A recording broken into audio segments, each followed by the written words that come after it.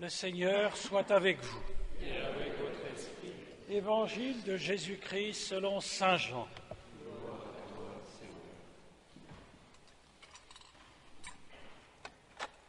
Au commencement était le Verbe, la parole de Dieu. Et le Verbe était auprès de Dieu, et le Verbe était Dieu. Il était au commencement auprès de Dieu. Par lui, tout s'est fait, et rien de ce qui s'est fait ne s'est fait sans lui. En lui était la vie, et la vie était la lumière des hommes. La lumière brille dans les ténèbres, et les ténèbres ne l'ont pas arrêté. Il y eut un homme envoyé par Dieu. Son nom était Jean. Il était venu comme témoin pour rendre témoignage à la lumière, afin que tous croient par lui. Cet homme n'était pas la lumière, mais il était là pour lui rendre témoignage. Le Verbe était la vraie lumière qui éclaire tout homme en venant dans ce monde. Il était dans le monde, lui par qui le monde s'est fait, mais le monde ne l'a pas reconnu. Il est venu chez les siens, et les siens ne l'ont pas reçu. Mais à tous ceux qui l'ont reçu, ceux qui croient en son nom, il leur a donné de pouvoir de devenir enfants de Dieu. Ils ne sont pas nés de la chair et du sang, ni d'une volonté charnelle, ni d'une volonté d'homme. Ils sont nés de Dieu. Et le Verbe s'est fait chair, il a habité parmi nous, et nous avons vu sa gloire, la gloire qu'il tient de son Père comme Fils unique, plein de grâce et de vérité. Jean-Baptiste lui rend témoignage en proclamant « Voici celui dont j'ai dit, lui qui vient derrière moi a pris place devant moi, car avant moi il était. » Tous, nous avons eu part à sa plénitude, nous avons reçu grâce après grâce. Après la loi communiquée par Moïse, la grâce et la vérité sont venues par Jésus-Christ. Dieu, personne ne l'a jamais vu. Le Fils unique qui est dans le sein du Père, c'est lui qui a conduit à le connaître. Acclamons la parole de Dieu. Louange à toi, Seigneur Jésus. Le Verbe s'est fait chair et il est habité parmi nous. Frères et sœurs bien-aimés, permettez-moi juste une petite anecdote pour commencer cette homélie. Il y a quelques jours, avec les frères et des amis de la communauté, nous tenions un stand sur le marché de Noël de Noyon et nous présentions notamment quelques crèches. Et bizarrement, toutes les crèches que nous présentions n'ont trouvé que peu d'acquéreurs. Je crois que nous avons vendu qu'une ou deux crèches, peut-être maximum 3, sur 5 jours de marché de Noël. Ce marché tenait plus lieu d'un marché de gastronomie, si l'on peut dire, où cette fête de Noël, d'après les médias aujourd'hui, sonne plus comme une fête de la gastronomie.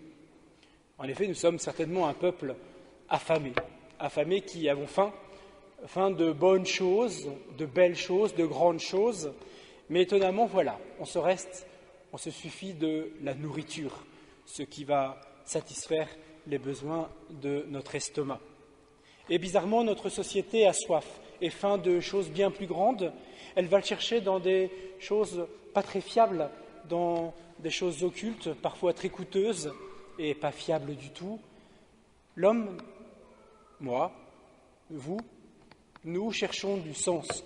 Nous cherchons à nous libérer de tout ce qui nous entrave. Nous cherchons à être des hommes et des femmes libres, parce que nous percevons bien que nous sommes comme limités, comme n'arrivant pas à faire ce que nous devons faire et ce que nous aimons faire. Je n'arrive pas à faire le bien que je voudrais et il m'arrive malheureusement de faire le mal que je ne voudrais pas. Une seule réponse à ce questionnement, c'est le Christ. C'est pour cela que Frère Jean-Pierre a bâti cette crèche, pour cela que nous avons présenté aussi une crèche pas tout à fait encore achevée sur la place. C'est qu'une seule personne, un seul événement répond à cette quête, c'est la personne du Christ. Cet événement, il est cosmique. Il est cosmique parce que l'homme voudrait sans doute faire marche arrière, revenir au paradis perdu, retrouver les traditions d'origine avec un peu d'écologie et d'ancienneté, très vintage. Non, ce n'est pas une marche arrière, c'est une marche en avant. Ce que nous propose le Christ, et c'est le plan de Dieu, c'est une recréation. C'est de reprendre tout le travail de la Genèse. Noël, c'est une deuxième et une recréation une fois pour toutes. Si lors de la première création, l'homme avait été créé, image et ressemblance de son Créateur, qui lui prodiguait toute sa bonté, aujourd'hui se manifeste un achèvement beaucoup plus grand de ce fameux chef-d'œuvre du Tout-Puissant.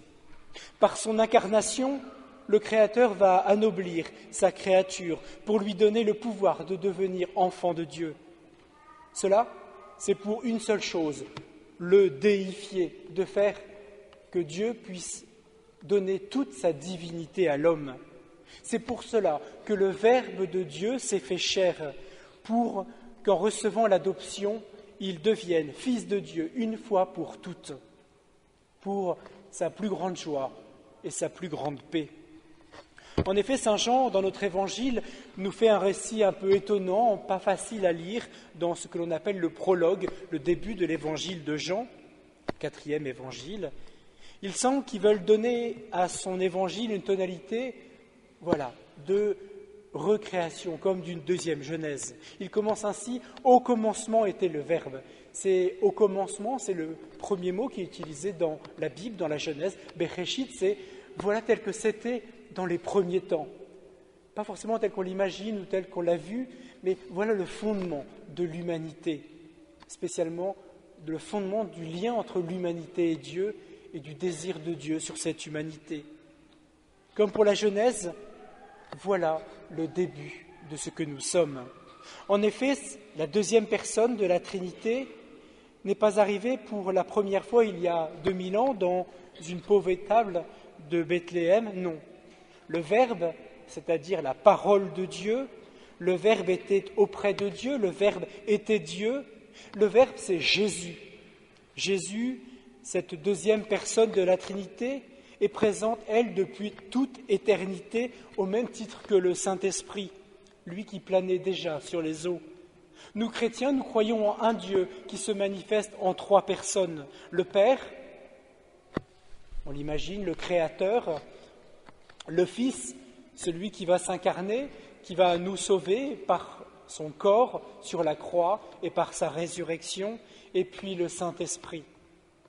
Un Dieu en trois personnes qui existe depuis toute éternité et qui est immuable, qui est sans changement, qui représente une totalité en eux-mêmes comme une perfection belle, une perfection qui attire en nous, qui provoque en nous un grand désir et qui est aussi très rassurante, car c'est un véritable roc pour bâtir notre vie, notre avenir et notre espérance.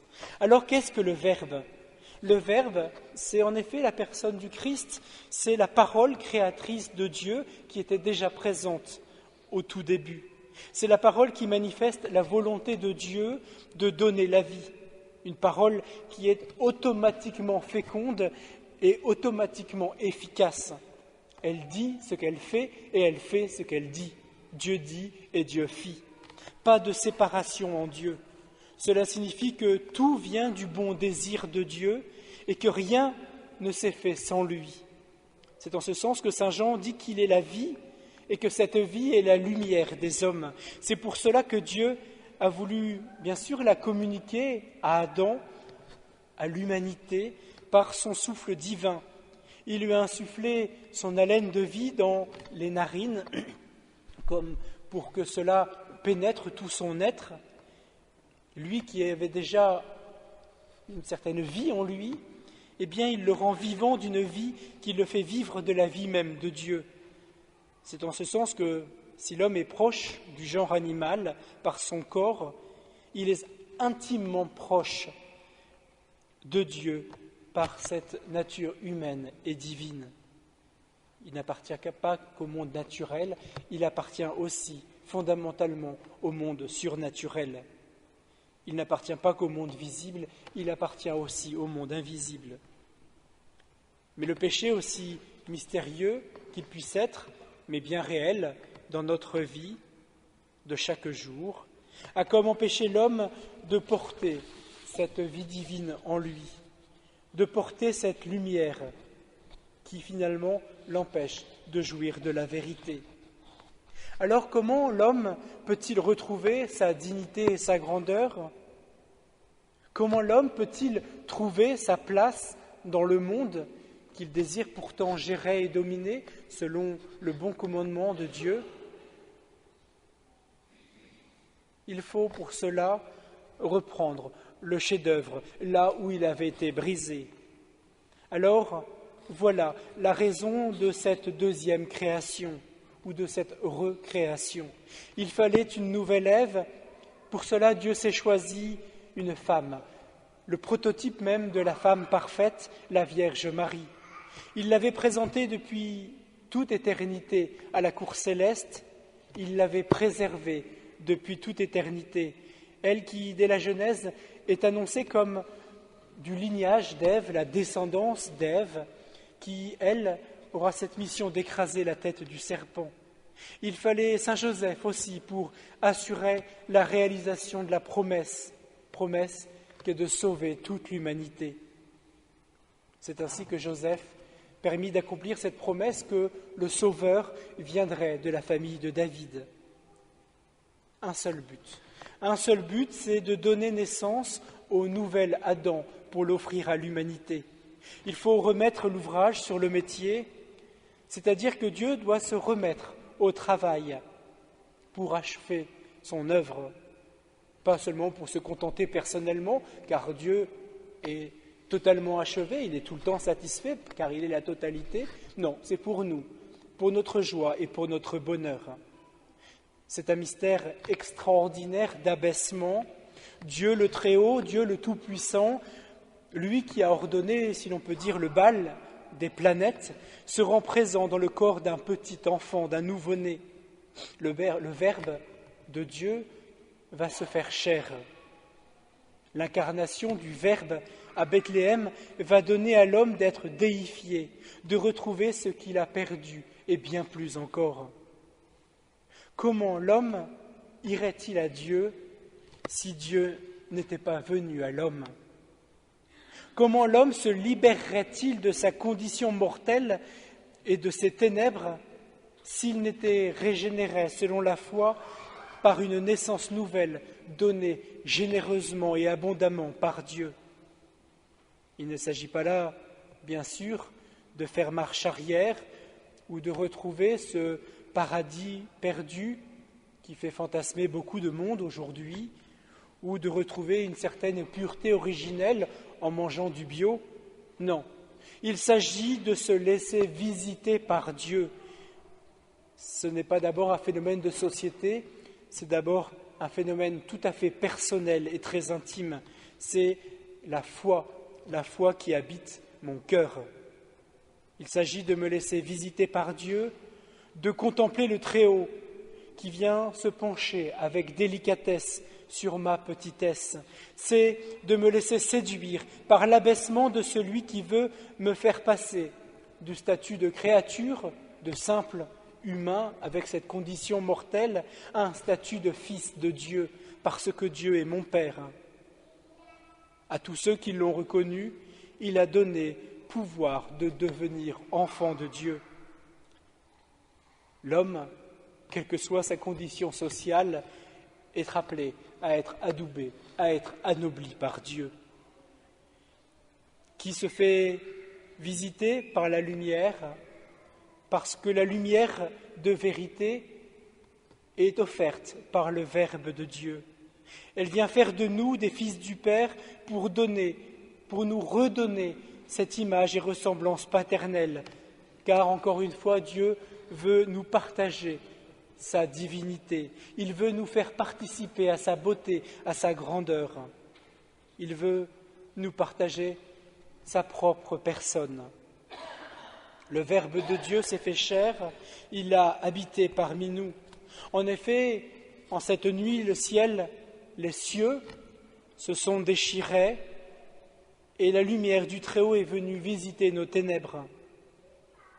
Mais il ne s'agit pas seulement de célébrer l'événement d'il y a 2000 ans. Certes, cet événement est folie pour les puissants, sujet de jalousie pour Hérode, mais elle est sagesse pour les pauvres, elle est évidence pour ces simples bergers venus à l'appel d'un ange visiter la crèche, elle est signe de l'intelligence pour ces mages venus de loin, ces chercheurs de vérité, observant dans les astres ce qui pourrait bien donner sens à l'humanité. Mais ce qui est encore plus bouleversant, c'est qu'ils veuillent pas seulement venir nous visiter, comme pour nous donner une gâterie ou nous prouver qu'il existe vraiment. Dieu veut pas seulement nous visiter, Dieu veut demeurer parmi nous. Cela sous-entend qu'aujourd'hui et demain, il sera avec nous et en nous. Être chrétien, c'est croire que Dieu demeure clairement parmi nous. Certes, nous ne le méritons pas, certes, nous ne pouvons pas le gagner, il nous faut juste collaborer, il nous faut juste nous disposer à celui qui semble caché, celui qui parfois, et c'est ce qu'il y a de plus commun, qui va laisser tous nos sens insatisfaits. Mais c'est peut-être le moment de cette fin d'année civile et ce début d'année, même si ça a déjà commencé un petit peu, d'année liturgique, de faire le point. Suis-je ouvert? Est-ce que je profite réellement d'un si grand avènement? Suis-je habité par le Seigneur? Suis-je vraiment illuminé par la lumière de la vérité? Car si j'accueille cette lumière de vérité, tout mon être, jusqu'à mon corps, ne peut rester dans les ténèbres. Suis-je vraiment anobli par ce roi qui veut me communiquer sa propre royauté? Suis-je, comme certains, et conséquent dans ma vie, comme appartenant aussi à son royaume, c'est-à-dire à l'Église? Où en suis-je de ma filiation et de ma reconnaissance ou de ma recherche en paternité? Parce que tous, nous avons part à sa plénitude. Tous, nous avons reçu grâce après grâce. Quelles sont les grâces que j'ai réellement reçues cette année? Quelles sont les grâces à demander pour les temps à venir? Cette grâce, ne l'oublions pas, c'est la vie même de Dieu qui s'incarne, qui prend concrètement chair dans les événements au quotidien. Ce n'est pas de la magie, c'est du soutien quotidien de Dieu et d'une immense proximité parce qu'il veut demeurer parmi nous. Pour cela, demandons à la femme magnifique, la Vierge Marie, de nous donner d'accueillir cette visitation, qu'elle vienne disposer notre cœur à nous renouveler dans l'accueil du Christ. Parce que Marie sait ce dont nous avons besoin, Dieu sait aussi ce dont nous avons besoin, alors ayons l'audace de nous remettre en sa bonne grâce pour que nous jouissions de sa plénitude, source de notre joie, source de notre paix pour nous et pour tous ceux qui vivent autour de nous. Amen.